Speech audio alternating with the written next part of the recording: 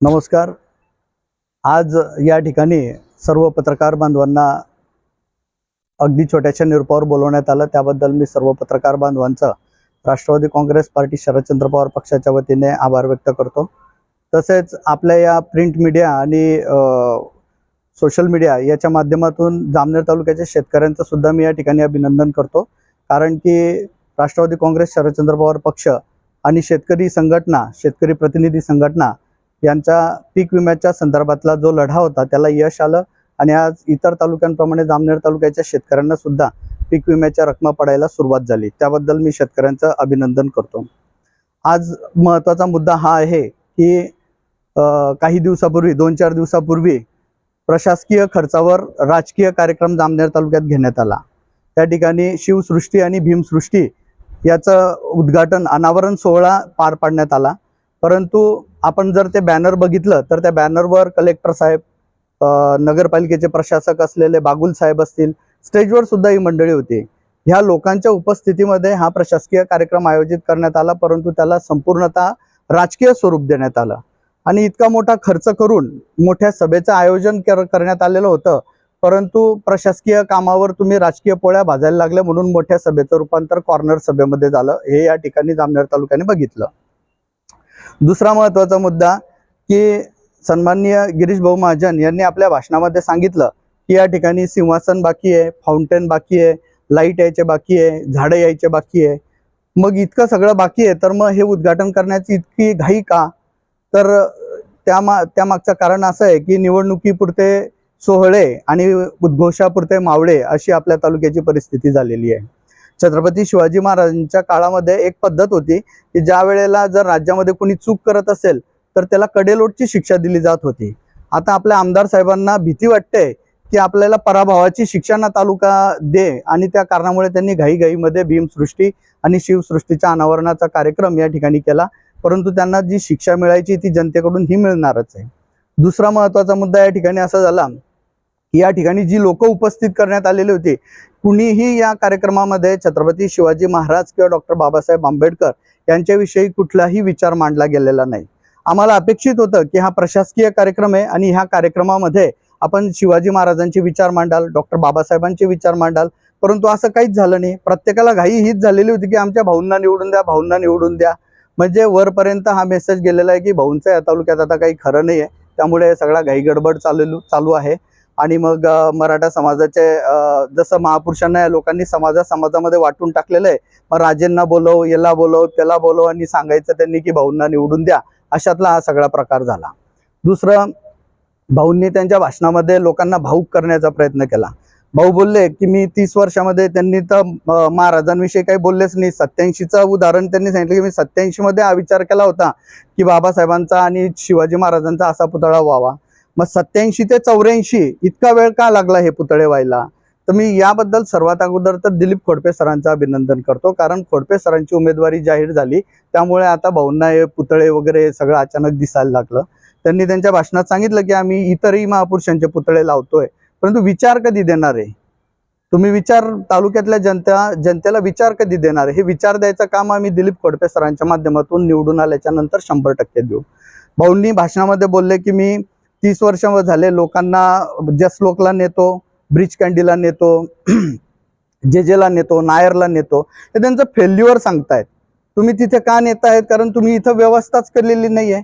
जामनेरच्या सरकारीमध्ये सीझर होत नाही, डिलिव्हरी होत नाही, फत्तेपूरच्या PSC केंद्रावर औषधी नाहीये. तुम्ही माहिती घेऊन बघा, कुठेही औषधांचा तुटवडा नाहीये. आणि मग अशा परिस्थितीत लोक, तुम्ही आमदार असल्यामुळे तुमच्याकडे येतात की भाऊ माझा अमुक होतंय, मला मुंबईला घेऊन जा. यात काही मोठी गोष्ट नाहीये. आणि तुम्ही ते काही घरून खर्च ते करत नाही, ते कुठल्या तरी निधीच्या माध्यमातून त्या लोकांना न्याय मिळवून देत आहे आणि हे त्यांचं ते फेल्युअर सांगताय. आमच्या जाहीरनाम्यामध्ये हे आहे की निवडून आल्याच्या नंतर पहिल्या 10 वर्षातच आम्ही सर्वात पहिल्या जामनेरच्या कुठल्याही व्यक्तीला मुंबईपर्यंत जायचं काम पडू देणार नाही. हा आमचा दिलीप सरांच्या माध्यमातून जाहीरनाम्यातलं पहिलं वाक्य मी तुम्हाला आज या ठिकाणी अनऑफिशियली डिक्लेअर करतोय. दुसरं, भाऊंनी त्यांच्या भाषणामध्ये सांगितलं की बरेचसे कार्यकर्ते जे तुम्ही व्यसन सोडा, दारूचे वास मारताय, त्यांच्याच कार्यकर्त्यांचं तेच कौतुक करताय. कार्यकर्त्यांचे दारूचे वास मारताय. कुणी लावलं त्यांना दारूच्या नादाला? आज तुमच्या हाकेच्या अंतरावर भुसावळ रोड चौफुलीवर तिकडे पुऱ्यावर मोठ्या प्रमाणात फुगे विकले जातात. जामनेर शहराच्या मध्यवर्ती ठिकाणी सट्ट्याचे आकडे लिहिले जातात. देशी दारूचं दुकान तुमच्यापासून हाकेच्या अंतरावर आहे. वाकडी सारख्या ठिकाणी बस स्टँडवर दारू विक्री केली जाते. मग हे तुम्हाला दिसत नाही का? पोरांना तुम्ही सांगताय की व्यसनापासून दूर राहा. कासार साहेबांना तुम्हाला सांगता येत नाही का की हे देशी दारूची दुकानं बंद करा, हातभट्ट्यांचे गावोगावी ज्या हातभट्ट्या आहेत ह्या बंद करा. बीटच्या माध्यमातून जो इतका अवैध धंद्यांचा पैसा पोलीस स्टेशनला गोळा होतोय हे तुम्हाला कळतंय ना? आम्हाला जर कळतंय तर आमदार म्हणून तुम्हाला माहित नाही का? त्यावर आडा बसवायचं काम नाही का? उगाच फक्त सोंग आणायचं की मी किती तुम्हाला निर्व्यसनी करण्यासाठी हे बसलेलो आहे असं सोंग आणायचं काम त्यांनी या ठिकाणी केलं.